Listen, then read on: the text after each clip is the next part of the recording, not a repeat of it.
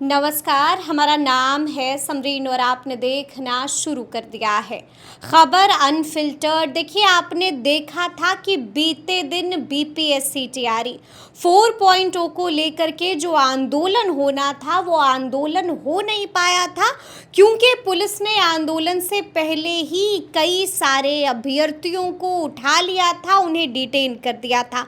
तो ऐसे में अभी अभी हमने भी बिल्कुल एक्सक्लूसिव बातचीत की है छात्र नेता सौरभ से और जानने की कोशिश की है कि अब आगे अभ्यर्थी क्या कुछ चाह रहे हैं, अब आगे बीपीएससी तैयारी 4.0 को लेकर के क्या कुछ होने जा रहा है, तो क्या कुछ बता रहे हैं छात्र नेता सौरभ। सबसे पहले आप उनको सुनिए। नमस्कार सौरभ, समरीन बात कर रहे हैं खबर अनफिल्टर्ड से। जी धन्यवाद समरीन जी। जी, सबसे पहले तो ये बताइए कि कल कहाँ गायब हो गए थे आप? आंदोलन तो हुआ नहीं लेकिन आप दिखे भी नहीं सौरभ। समरीन जी गायब नहीं हुए थे, गायब कर दिया गया था। गायब ताकि कर हम दिया अपने गया था?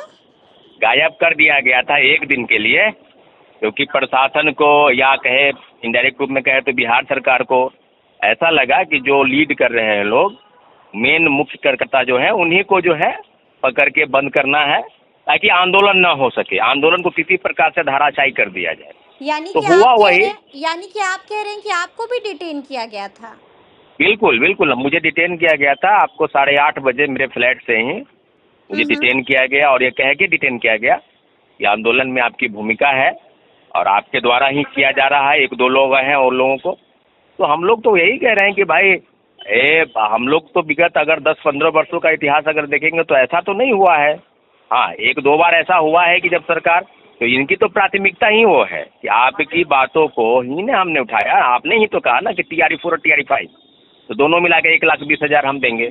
और आप जो है तो विगत 1.5 सालों से 1.5 वर्षों से यही कर रहे हैं। पिछले आंदोलन में आपने जो लाठी चलाया हमारी भाइयों पर बहनों पर जिस प्रकार से बर्बरतापूर्वक, और इस बार तो उससे भी बढ़ गया। क्या समरीन जी छात्र अभ्यर्थियों की लड़ाई नहीं लड़ी जाएगी? क्या हमारा संवैधानिक अधिकार या लोकतंत्र का यह अधिकार नहीं है?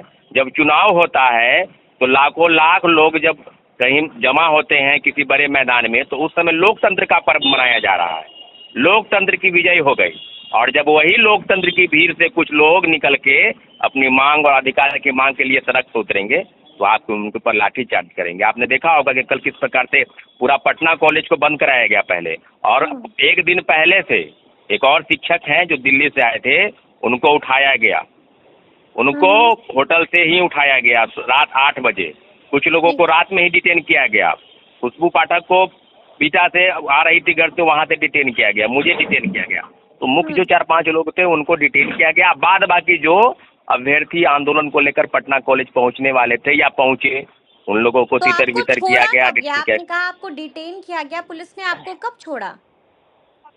हमको 7 बजे शाम में हवाई अड्डा थाना में मुझे रखा गया था। 7 बजे शाम में, या अन्य लोगों को भी रखा, 8 अन्य लोगों को भी रखा गया था। ठीक है। तो उन लोगों को सबको जो है 7 बजे शाम में छोड़ा गया मुझे वहाँ से। अच्छा, आपने ये तो देखा होगा ना कि बीते दिन जो आंदोलन होना था वो आंदोलन हो नहीं पाया, तो नहीं, इस पर बिल्कुल। आप लोगों की प्रतिक्रिया क्या है? देखिए एक बात समरीन जी, ये बात हम लोग समझें उससे बेहतर होगा, या जो सत्ता में हैं लोग या जो शिक्षा मंत्री हैं, मुझे तो आश्चर्य होता है ये नए जो शिक्षा मंत्री बने हैं, इनको तो आश्चर्य होता है कि जिस प्रकार से बयान दे रहे हैं समरीन जी, कोई एक टेंटेटिव डेट तो होगा ना भाई। आपने कहा कि हमको मोहलत दीजिए, तो हम लोग भी कह रहे हैं कि ठीक है मोहलत लीजिए, 10 दिन 20 दिन का एक बताइए कि किस दिन विज्ञापन को लेकर कोई आप ठोस कदम उठाने जा रहे हैं, तो हम कर रहे हैं। लेकिन कल का इनका बयान जो है आंदोलन के बाद का, कोई करवा रहा है, कोई पॉलिटिकल पार्टी है, नहीं, कोई तो शिक्षक है। ये तो मेरा सवाल भी है आप लोगों से कि आप लोगों के पीछे कौन है? क्या वाकई में ये पॉलिटिकली मोटिवेटेड है सौरभ? सच्चाई के साथ इस सवाल का जवाब दीजिएगा।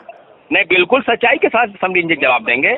आप बखूबी जानते हैं कि पटना के कोई भी आंदोलन जिसका जवाब सरकार को देना है, वो आप आरोप लगा रहे हैं कि कोई है, कौन रहेगा बताइए आप? नहीं, ये तो आप ही आप बताइए लोगों ना से कौन। सवाल पूछा जाएगा ना कि कौन है आप हम लोगों के पूछेंगे पीछे? ना, वही लोग हैं सीटेट, एस्टेट, बीटेट, डीएलएड, और वही बेरोजगार युवा जो 1.5 वर्षों से लगातार आंदोलन कर रहे हैं और एक ही मांग कर रहे हैं कि हमारी मांग को पूरा कीजिए। और जो वादा आपने किया था 1 करोड़ सरकारी नौकरी और रोजगार, और 5 साल में 25 लाख सरकारी नौकरी, तो 46,000 पद को भूल गए और कह रहे हैं कि आंदोलन कल तो भयंकर है भाई, आंदोलन नहीं करना है।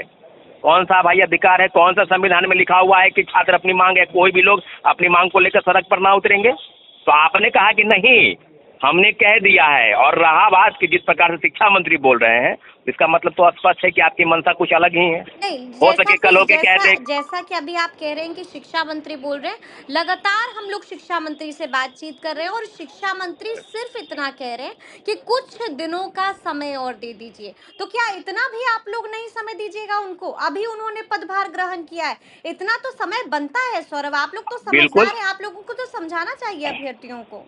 बिल्कुल अभ्यर्थियों को समझा रहे हैं समझेंगे, लेकिन कितने दिन तक? कुछ मोहलत का एक समय तो होगा, 1 साल, 1 महीना, 2 महीना, 1.5 साल से जब विज्ञापन आपने ही तो वादा किया ना कि चुनाव के पहले कि हम दे देंगे। ठीक है, चुनाव बीत गया तो लोगों को लगा कि चलिए भाई चुनाव के बाद तो रोस्टर का काम हो रहा है कंप्लीट। समरीन जी, बीपीएससी के अधिकारी झूठ बोल रहे हैं या नहीं बोल रहे हैं? बताइए।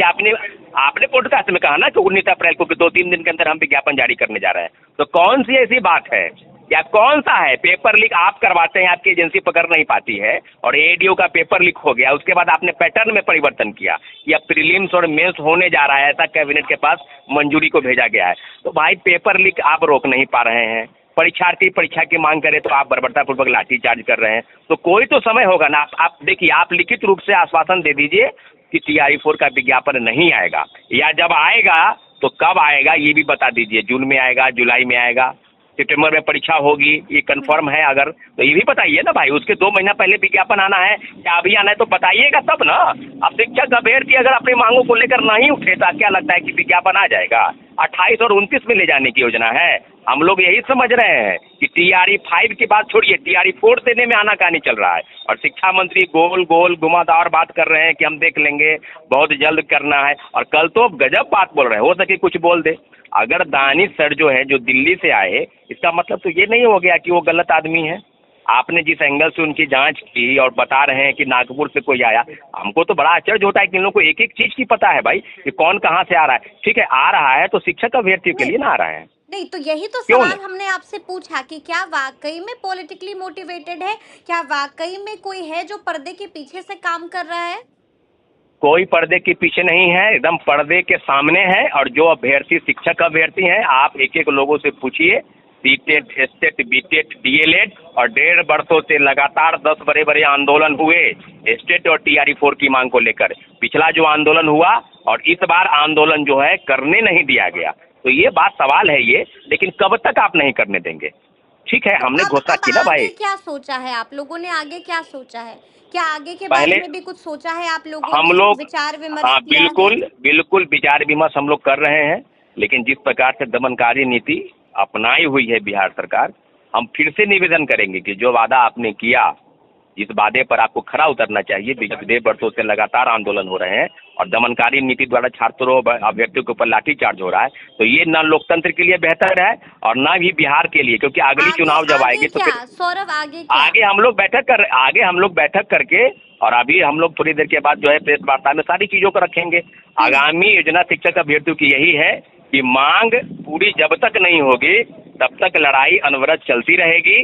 डेट कब होगा, तारीख कब होगी, ये बिहार सरकार बताए कि आप विज्ञापन निकाल रहे हैं। आप नहीं जब तक बताएंगे, जब तक नहीं निकलेगा। सड़कों पर नहीं ना उतरिएगा। अब तो आप लोगों ने देखा है कि क्या कुछ होता है, तो अब तो सड़कों पर नहीं उतरिएगा ना। ये समरीन जी, ये शिक्षक अभ्यर्थी तय करेंगे कि सड़क पर नहीं उतरेंगे तो कहाँ, किसके पास जाएंगे? शिक्षा मंत्री को तो ज्ञापन सौंपा गया, शिक्षा मंत्री तो कहे कि हमको 10 दिन 15 दिन का मोहलत दीजिए। तो 10 दिन तो बीत गए उनके। तो कब तक आखिर कुछ होगा ना? 1 महीना, 2 महीना, 1 महीना, कुछ तो टाइम होगा। तो कुछ नहीं इनको सुनना है, इनको बस अब दूसरा एक एंगल ले लिए कि कोई पॉलिटिकल पार्टी, कोई शिक्षक, तो पता नहीं क्या क्या बोल रहे हैं। तो इससे हम लोग पर कोई असर नहीं पड़ने वाला है। उल्टे हम लोगों के ऊपर जो निराशा है और जिस प्रकार से हमको डिटेन किया गया और जिस प्रकार से चीजें की गई, बिल्कुल ही दुर्भाग्यपूर्ण है कि बिहार में आंदोलन, क्यों नहीं, हर देश हर जगह आंदोलन चल रहे हैं, लेकिन ये कौन सा पैटर्न है? आप यही कह रहे हैं सौरभ की जरूरत पड़ी तो एक बार फिर से सड़कों पर उतरेंगे अभ्यर्थी? जरूरत क्या है, जरूरत क्या है ये वो बताए। और जरूरत पड़ी है।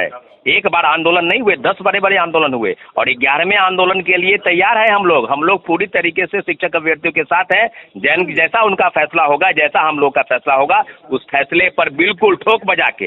ये डरने की बात नहीं है कि हम लोग किसी से डर रहे हैं, ना हम अपराधी हैं, ना हमने कोई कुकृत्य किया है। हम बस एक ही मेरा है कि हम लोगों ने गलती यही किया है कि छात्रों और युवाओं की आवाज को सरकार तक ले जा रहे हैं, जो सरकार नहीं सुन रही है।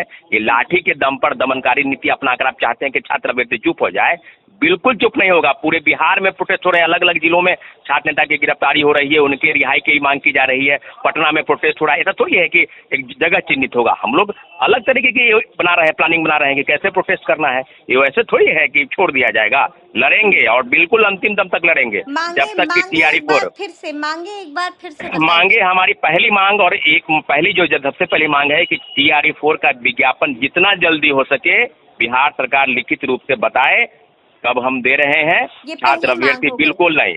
और दूसरी मांग की जो पैटर्न में परिवर्तन है, जो आप बार बार कह रहे हैं कि प्रीलिम्स और मेंस पहले की तरह स्टेट और सीटेट, जब आप पात्रता परीक्षा जब टेट कोई पास कर लिया है फिर आप उसको कह रहे हैं कि प्रीलिम्स मेंस हो सके बाद में कर दे कि इंटरव्यू भी आपको देना होगा।